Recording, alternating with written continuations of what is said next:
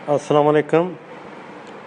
किसी बंदे ने एक सवाल पूछा है कि बला लगान ज़मीन केड़ी होंदी है।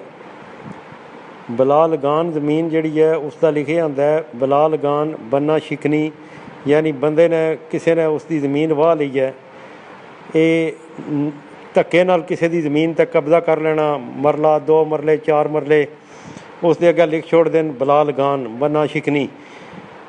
ये वो बंदा सिर्फ जिन्हें कब्जा किया होंदा है वो उस ते काश्त कर सकता है, उन्होंने वेच नहीं सकता, उस ते मकान नहीं बना सकता। जिहड़ा असल मालक होवेगा उसे नूं फर्ज लभेगा, वो ही फरोख्त कर सकता है, वो ही उसनूं उस ते मकान बना सकता है। हाँ, इतना इख्तियार होंदा है उस कोल कब्जे वाले दा कि तर्क कब्जे का इंतकाल कराना पैंदा है उस बंदे नूं कि तर्क कब्जा कि मैं कब्ज़ा छोड़ देता है। लेकिन अगर वो ना भी छोड़ा है ना तो फिर भी मालक नहीं फर्ज लभदा है और मालक ही उसनों फरोख्त कर सकता है। एक बंदा ये सवाल पे करता है कि मालक कब्ज़ा की होंदा है।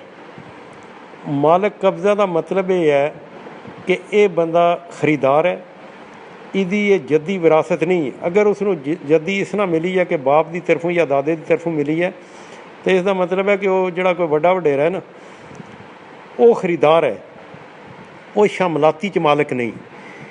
यानी वो खरीदार है, इस वास्ते वो इहदे बदले किसी शामलाती च हिस्सेदार नहीं।